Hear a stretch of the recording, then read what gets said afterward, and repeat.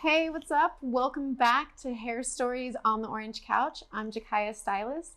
I'm really excited to introduce this next person that you've probably seen all over for a very long time. And now let's bring them in. It's Drew Barrymore. Just kidding. Just kidding. It's Wes. It's Wes. You've still seen I him. loved you in E.T. by the way.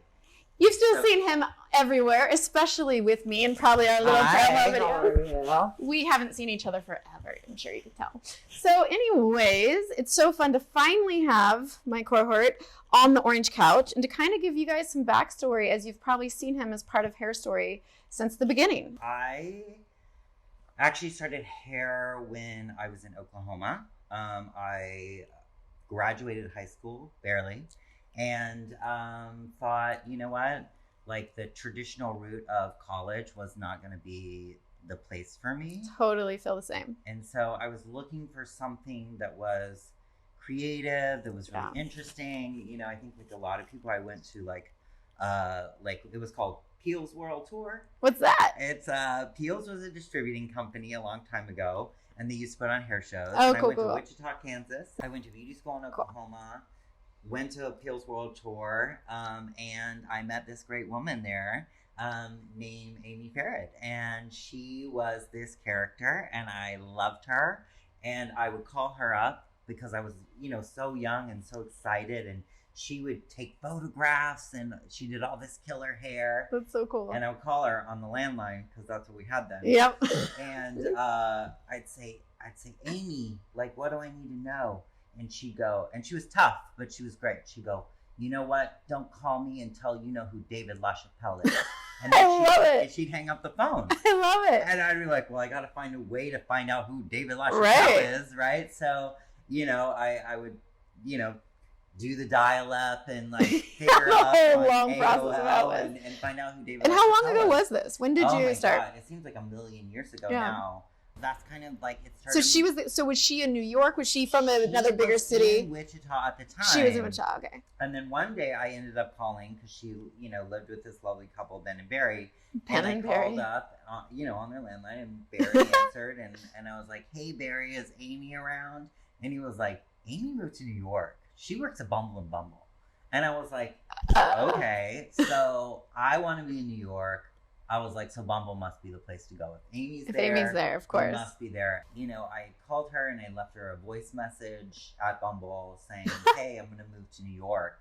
But she never got the message. But I just showed up anyway. So you just gathered up your stuff. Yeah. And then did you have a place to stay in New York? Did you figure out any of those things? Or did you just kind of do that movie scene of just kind of get here and work it out? It was me and my friend who wanted to move. And she... found us like a sublet in the Lower East Side. It was like a studio apartment with a lofted bed and those classic New York. Like the tub was in the kitchen. Those are so funny. I literally just saw someone when I was looking for apartments. It's still a thing. It's still the same apartment I probably saw. Yeah, probably the only apartment I subletted. So, but it was great because at the end of the day, like we found it. You know, I had saved up. You know, I'd saved up like $600 that I had. So I was like, this is going to be great. This is going to get me there. This is going to get me through the tough times. And then I just really hit the pavement because Did you go straight to Bumble? I went to Bumble. I went straight to Bumble. I went to other places too because I didn't know. Of course. But when you went into Bumble, like, do you go in and did you ask for her, or did you just immediately be like, I want to work here. What do I have to do to get here? Well, I always lived in kind of a visual space. So for me, I had spent a year prior actually shooting what was my resume. So I shot it and I brought it in, and then I saw Amy that same day. She just happened to be there. She like, what? She was like, oh my God, you actually did it. And I was like, well, I told you I was going to do it. Love that. And so I ended up kind of like assisting her on a couple of freelance editorial jobs in between. So you got into editorial pretty much right off as soon as you got into New York. Yeah, I was always like assisting somebody. Like it was an interesting time.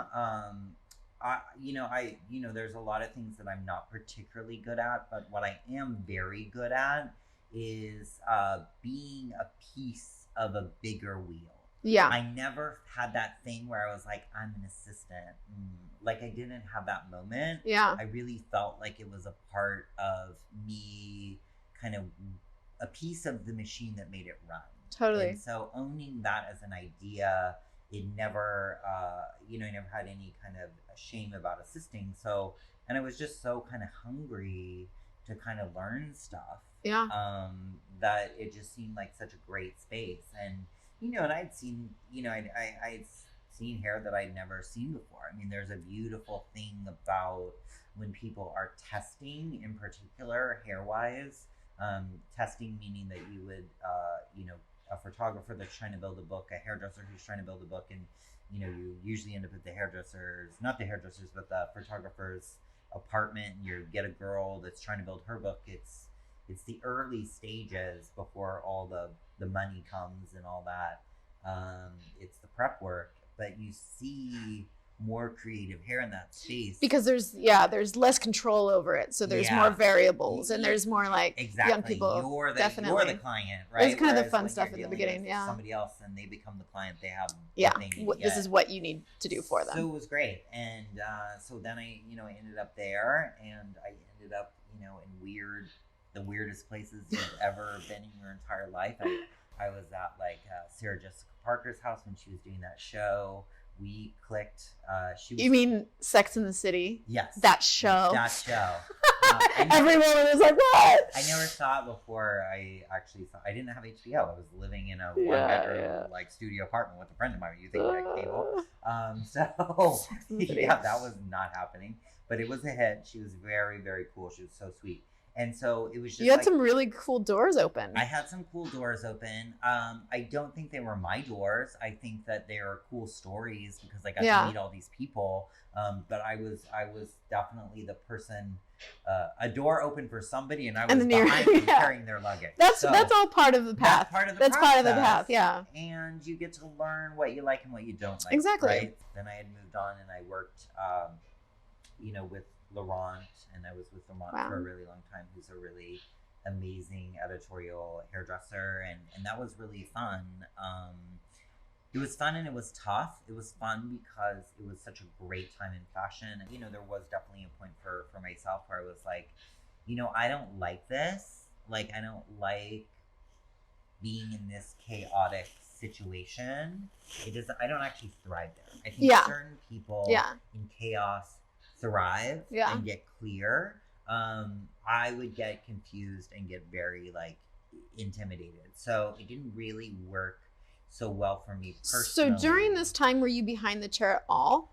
No, when you went to a place like Bumble, you needed to assist. Right, so it was like a full-time, there was no room for you to be able to take a job here or there. Yeah. And it was fine. It was interesting, but I wasn't really in class very much. I would say that because, it's, in that world, if Laurent calls and it's like we're doing Italian Vogue and it's on a Monday, you can't be like, oh, sorry, I've got to cut 3 Bob models, so that doesn't work for me. You kind of just have to be like, you're either in it or you're not in it. And then at the very end, I was like, I'm not really, I think I've done this for a while. And now you're ready to try the other world? Well, I actually left. I actually just completely left. Oh, left hair. I left New York. Oh, you left New York. I didn't know this. Twice. I didn't know this about you. Yeah. Collectively, this is all new to me. 4 years. So I left Humble, and where'd you go? I went to a place called Lawrence, Kansas. Actually, it was 3 years, but in the scheme of things, now I look back and I go, I call that a really nice weekend because it gave me time to reflect. Mm-hmm. And it gave me time to really kind of hone in where you wanted to go. Yeah. And I went and I said, you know what, just it nagged at me that I didn't finish the apprentice program. Mm-hmm. I was like, you know what, you set out to do something and you didn't do it, and it just bothered me. And so I said, okay, it's time to get back on the wagon, I guess, if you will. And so I went to Bumble, and I had a very, very strict thing for myself. And I really felt like I didn't want to ever put myself in a position where I could question whether I had earned it.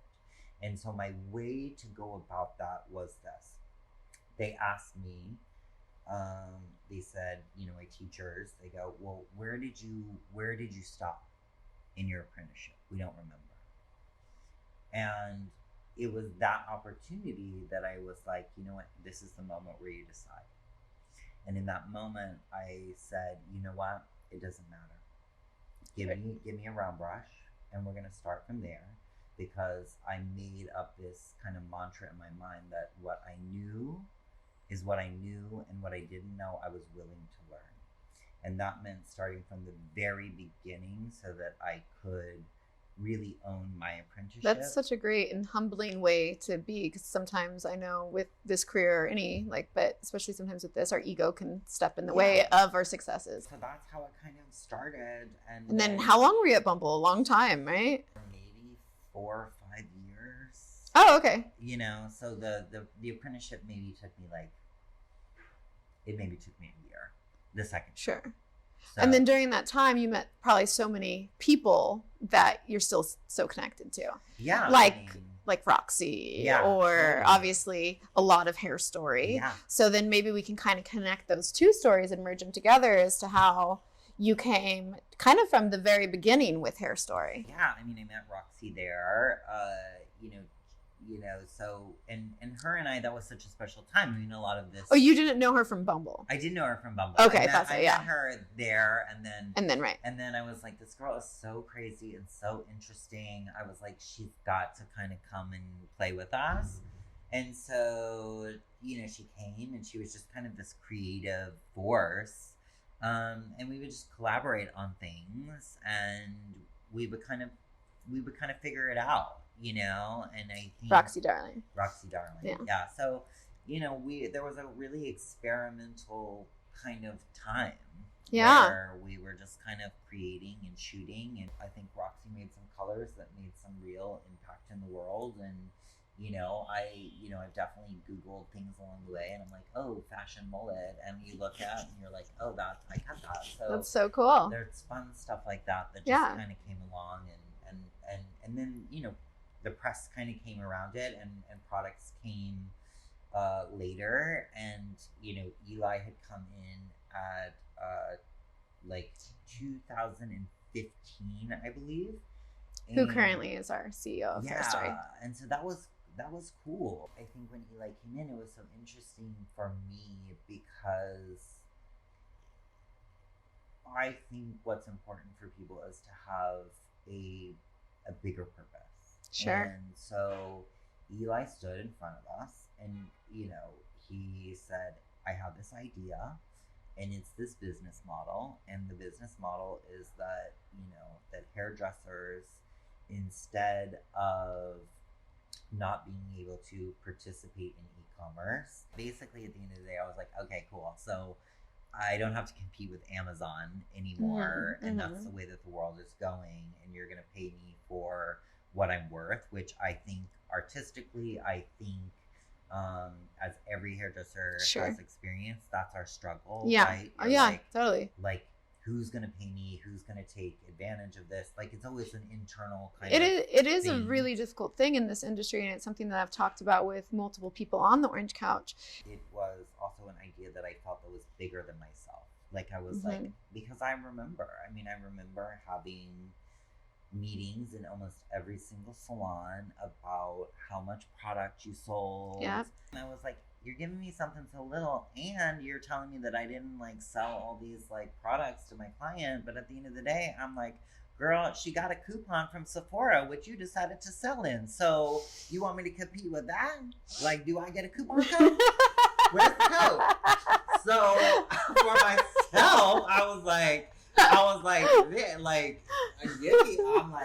sell some product, but you gotta help me. Hair Story for sure definitely helps the hairstylist more than any other product that I've seen. Yeah, but the product works. So it was great. So I just thought, you know what? Finally, it seems like someone is actually syncing these, creating a new world within it. Yeah. And that you got to be part of the creative direction. And so it was fun. How would you describe because I know it's difficult for me at this point. How would you describe what you do to someone else? You know, I think it all depends upon the day, right? Yeah. Like, it all depends. I mean, you know, there are times, you know, when, you know, Jackie may ask me, I need 30 Head of product development. You know, I need 30 images that match this thing. And the truth is not only do I have access, but I was there for all of them. So yeah. Sometimes it's personal. You know, it's interesting. I mean, like, I'll look at Lucy and be like, who's the photographer here? Who's behind here doing the videos? Totally. And I'll be like, remember that girl, orange shirt, straight hair? And she'll go, oh yeah, that girl. Like, you know, it's like, but it was like, you know, 6 years ago or something. But I'm like, that image is the image that we need. And so it could look like that on a daily. It could be anything about, like, kind of helping kind of organize this type of thing. Yeah, totally does help with Behind the Orange Couch. So it really all depends upon, like, what's happening. And then also, you know, Eli has a big vision too. And so how does that look? Or, you know, sometimes I'm in a room and I'm like... Yeah, I think your input is really important at Hair Story. And I think from a lot of different departments of Hair Story, you're pulled in for that, which is a really cool thing to be able to see that your input has, you know, a purpose. In some ways, it's to represent kind of hairdressing the best that I can. I mean, I try to forget my own journey at times and remember the bigger whole of hairdressing, because I certainly can't represent every single hairdresser, but I know what it's like to have, you know, 15 clients back to back to back, and what that day looks like. And if that's your day, then how do we fit in there? And how do we fit in there in the right way? Or questions that I ask, or what's the communication to us that feels authentic to kind of to visual things? Yeah, and I think you and I have talked about that, or even when we go on the things, is like sometimes when we travel with the Long Story Short tour or something, of just wanting to be such a different kind of company, and wanting to be that where people are involved and everyone's included, and not it being this up here on the stage and them down here, but everyone talking freely, and that we're all just kind of friends and we're in this space all as creators, which I think is such a cool vision that's brought into this space that sometimes is a little bit different than the ones that maybe we were raised up in. I think people toss around the idea of, like, let's elevate the industry, and I think that is such, like, I don't think I can curse here, but I think it's such BS. You probably can. I think what it is I think it's like, let's create something that's unattainable so that you're always in yearning and you're never quite full. Anywhere in the world of treating people like there's something that they should be that they can't ever get to, and that their less than is never going to further us, you know, and so use the word elevated even connected to it is such a false direction of it. I think, and that's what I love about you, and why it's nice to work with you, is I think that when we get out there, anything that I've done with you, it has that same just love. Like, people are always hugging you. Or even when you came to San Francisco when Hair Story was starting and you went to Ito, I remember that after you and Roxy had gone for a really long time, people just talked about how much they liked you guys. And I think that that's such a different thing. There's one thing we like, that was so, people loved what they saw, they loved what they learned, but they genuinely just, you're infectious. So I think that's such a different way to bring it in, and I love that. I just think it's important. I just think and I love that. Oh, thank you. I think it's so crazy. Like, it just seems so old to me. It's old school, and I think it's changing. I think the world has shifted, and I think that everybody has a voice, and they have platforms to express themselves. And people are supporting each other more, and they have an outlet too with, like, Instagram and things like that. Like, they're able to say, I'm a hairstylist who supports you as a hairstylist, or even if you're separate from that, people are giving that out. And I think it is changing from how it once was, you know, where everyone's elevated and is this company. I want to mention your River House, because I love that there's another creative avenue. And I know that all of us as hairstylists, if you're watching, or even consumers, but especially with hairstylists, we tend to always have something outside of just the salon that's ours, or that's neat, or it's a neat thing to have that space for, and that's also creative. So let's talk about your River House, which you can also follow on his Instagram, on a separate Instagram. Yeah, I mean, River House is so interesting to me because I love kind of passion project. I love things that when they come full circle, and I think anybody who has ever grown up kind of poor, You know, God bless my parents. I mean, they worked really hard and they're amazing people, but we were certainly paycheck to paycheck. Yeah, same. And you just, when you have that, you don't have maybe the house that people were invited into. And so I always knew that one day, whenever I had the opportunity, that I would buy this house, and that I would buy a house that could be shared with the world.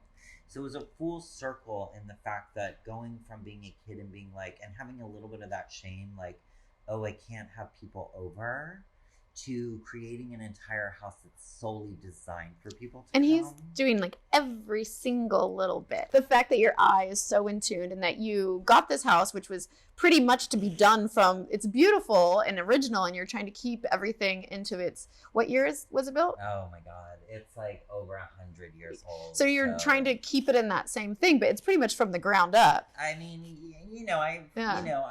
I picked the house that, had the ceilings falling down. So it was, it's a project. I mean, and people were like, oh my God, you're so crazy. But I think I think it's like anything else. I think if you love something, the endurance to continue through hard times, it's like an apprenticeship, right? Yeah. Like, if you have a vision of the end, then each of the step is part of it the to get you there. It can be kind of frustrating at times, but you know that you're fulfilling a greater vision, and it's yours.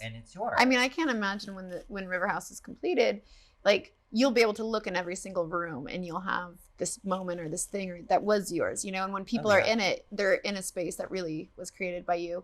Which it's in Catskill, New York. And what is the Instagram for it? So people can follow, because it's neat, because you can kind that the journey from the beginning to. It's River House 1901. If you're looking for like a daily post, it's not happening. That is not me, but you can see its progression, and you can see that. And then eventually you could go and stay there. Yeah, so that's fun. So that's just been great, and and it was fun because at the end of the day, like, for myself, like, thinking in kind of even within full circle, like, I remember when we had this account for Hair Story, because when you sign up, you have this like direct link, and people buy, and tell them about that. What was so cool for me is I remember having the account, and I remember looking at like Erica and Eli and being like, well, I don't touch that money at all, because one day it's going to be a really fierce bathroom renovation. You can just look at this. So it literally was kind of like all of the worlds merging together to kind of. It is true, because I've been in a car with you and I've talked about some things that I've spent maybe a little excessive money on. You're like, well, honey, you can get that, but all I can think about is a new light, or like these doorknobs, or like these things, because your mind is so funneled. Is there any last message or anything that you kind of want to leave with anyone who's watching this fun also project of the Orange Couch? I think it's just like, stay tuned. I think yes, please stay tuned. Please keep watching, telling your friends, share it. I think the major thing that has been so interesting in this shift is that the world has become yours as an individual. And that just means that you can create whatever you want with it. Yeah, you can kind of paint your canvas. And so I think that that's an exciting time. Yeah. To watch people create their own existence, their own paths. So thanks for tuning in, as always, to On the Orange Couch, this time with a very special Hair Story's own Wes. And Drew. Oh, and his alter ego. I hope we don't get any sort of thing from her. But unless she wants to be on Drew Barrymore, if you would like to be a guest on the Orange Couch, please contact us. We would love that to happen. Anyways, tune in for the next one. Thanks for showing up again, and we'll see you next time. Bye.